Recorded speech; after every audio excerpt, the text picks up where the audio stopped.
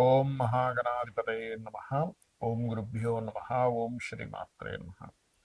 అరుణాం కరుణాతరంగితాక్షీం ధృతపాశాంకుశపుష్పబాణచాపాం అనిమాదిభిరావృతాం మయూకైః అహమిత్యేవ విభావయే భవానీ. శ్రీమాత్రే నమః. ప్రేక్షకులకి ఆ లలితాంబిక అమ్మవారి యొక్క అనుగ్రహం పరిపూర్ణంగా కలగాలని మనస్ఫూర్తి కోరుకుంటూ మనం ఈరోజు ఏ లగ్నము వారికి, లగ్నం తెలియని వారు, రాశి వారికి ఎటువంటి స్వప్నాలు వచ్చినప్పుడు జాగ్రత్తగా ఉండాలి, ఎటువంటి స్వప్నములు వచ్చినప్పుడు ముఖ్యంగా అదృష్టం కలగనుంది అనేటువంటి సిరీస్లో మనం ఇంకొన్ని చెప్పుకోబోతున్నాం. అయితే ఇక్కడ ప్రధానంగా స్వప్నానికి కొన్ని రూల్స్ ఉన్నాయి, రెగ్యులేషన్స్ ఉన్నాయి, మనకి స్వప్నశాస్త్రంలో చెప్పడం జరిగింది. అయితే దీని గురించి నేను మీకు ఎండింగ్లో చెప్తాను. సో వీడియో ఎండింగ్ వరకు చూడండి. స్వప్నం అనేటువంటిది ఏంటంటే ఒక దేవత స్వప్నంలోకి వస్తుంది, లేకపోతే మనకి ఇన్సిడెంట్ స్వప్నంలోకి వస్తాయి.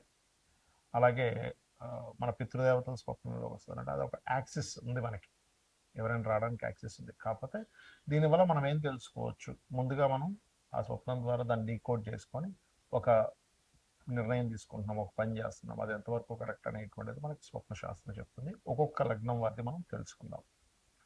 తులాలగ్నము, తులారాశి. తులవారికి గనక చూసుకున్నట్లయితే తులవారికి బ్యాలెన్సింగ్ మైండ్ ఎక్కువగా ఉంటుంది. అయితే వీరికి ప్రస్తుతం నడుస్తున్నటువంటి గోచార రీత్యా కూడా రాహు పంచమంలో ఉన్నందుకు కాస్త మీకు ఈ సర్పాలు ఇలాంటివి వస్తూ ఉంటాయి స్వప్నంలో. కంగారేం పడకండి. సర్ప సూక్తం చదువుకోవడమో, లేనట్లయితే రావి చెట్టు కింద ఉన్నటువంటి సర్ప ప్రతిష్ఠ చేసిన వాటి దగ్గరికి వెళ్ళి పసుపు కుంకుమ గంధం కలిపిన వాటిని వేయండి, అలాగైనా చేయొచ్చు. అలాగే మరొక విషయం ఏంటంటే ఇక్కడ గమనించినట్లయితే ఇక్కడ మీకు స్వప్నాలు ప్రధానంగా మీకు కనుక సూర్యుడు కనుక ఏమాత్రం అంటే మబ్బులు వెనుకున్న సూర్యుడు, లేనట్లయితే తండ్రి గారికి ఏదో అనారోగ్యం చేసినట్టు, లేదా కొంతమందికి తండ్రి గారు కొంతమందికి శివైక్యం చెందుతారు, అలా అటువంటి వాళ్ళు మీకు స్వప్నంలో వాళ్ళ యొక్క బట్టలు మాసినట్టుగాను, లేకపోతే వాళ్ళు ఏదో దిగులుగా ఉన్నట్టుగా వచ్చినా కూడా దాన్ని కూడా చాలా జాగ్రత్తగా పరిగణనలో తీసుకోవాలి. అలాగే కొంతమంది గురువులతో మీరు చేయకూడని పనులు కొన్ని చేయడం వల్ల వాళ్ళ యొక్క కోపానికి గురైనట్టుకు వచ్చినా సరే చాలా కేర్గా ఉండాలి. ఎందుకంటే ఇవన్నీ కూడా గురువులతో ఇబ్బంది వచ్చినట్టు వస్తే మీకు ఎక్కడో మిస్కమ్యూనికేషన్స్ అయ్యి కొంతమంది చూడండి అక్కడ ఏదో వెళ్ళి అక్కడ సంతకం పెట్టి తద్వారా వాళ్ళు ఇబ్బంది పడతారు లైఫ్లో. అటువంటివి రానున్నాయి అనేటువంటి విషయాన్ని మనం అర్థం చేసుకోవాలి. అలాగే మరొక విషయం ఏంటంటే ఇక్కడ వీటితో పాటు ప్రధానంగా ఈ యొక్క స్వప్న సంబంధించినటువంటి విషయంలో మీకు మరి మంచి మంచివి ఏముంటాయి అంటే, ఒకటే గుర్తుపెట్టుకోండి, వెంకటేశ్వర స్వామి లేనట్లయితే దుర్గాదేవి యొక్క ఇది. అలాగే ఏదైనా ఒక మంచి తెలియని ఒక అంటే ఒకసారి చూడండి, వాళ్ళకి ఏదో ఒక మంచి వార్త అందింది, నేను చాలా ఆనందంగా ఉన్నాను అనేటువంటి స్వప్నం కానీ, లేనట్లయితే పచ్చని ప్రదేశాలు, పుష్పాలు, ఇవన్నీ కూడా మీకు చక్కటి ఫలితాలను ఇస్తాయి. ముఖ్యంగా స్వప్న శాస్త్రానికి ఉండేటువంటి రూల్స్ అండ్ రెగ్యులేషన్స్, మనకి శాస్త్రాల్లో చెప్పినటువంటి అంశం ఏమిటి అనే విషయాలు తెలుసుకుందాం. మీకు ఏదైనా ఒక స్వప్నం వచ్చింది అనుకోండి, ఆ యొక్క స్వప్నం ఏదైతే ఉందో దానికి సంబంధించిన విషయంలో మనకి చూడండి, ఎవరైనా డాక్టర్స్ని కన్సల్ట్ చేసిన సైంటిస్టులు ఏమంటారు, మీరు పొద్దున్నంతా మీరు దాని గురించి ఆలోచించారండి అందుకే వచ్చింది అంటారు. అది 100% కరెక్ట్, అందులో డౌట్ ఏం లేదు. 100% అది నిజం. కానీ మనకి శాస్త్రాల్లో చాలా స్పష్టంగా దాని గురించి ఒక క్లారిటీ ఇచ్చారు. ఏంటంటే మీరు చూసింది, మాట్లాడింది, అనుమానించింది, అదే పనిలో ఉన్నటువంటి అంశాలు ఏవైతే ఉన్నాయో అదే మరలా మీకు నైట్ స్వప్నంలోకి వస్తే అది స్వప్న శాస్త్రంలో దాని మీద దాన్ని పెద్దగా పట్టించుకోవాల్సిన పని లేదు, డీకోడ్ చేయాల్సిన పని లేదు. అంటే ఎలా అంటే ఇప్పుడు జూకి వెళ్ళారు, పాములు కనబడ్డాయి, అమ్మో పాము స్వప్నంలోకి వచ్చిందంటే సంబంధం లేదు. లేదా ఏదో మొత్తం ఫైర్ అయిపోయింది చూశారు, అదే స్వప్నంలోకి వచ్చింది, దానికి సంబంధం లేదు. అవి చూడకుండా, మాట్లాడకుండా, అనుమానించకుండా ఆ పరిస్థితుల్లో మీరు ఎక్కువ తిరగకుండా వస్తే దాన్ని తీసుకోవాలి.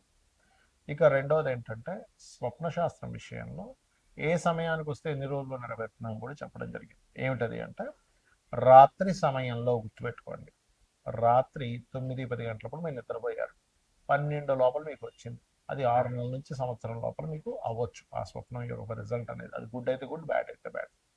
అలా కాకుండా మీకు 12 నుంచి 3 గంటల ప్రాంతంలో వస్తాయి, 3 నుంచి 4 నెలలు, 5 నెలలు మొత్తం మీద వస్తుంది.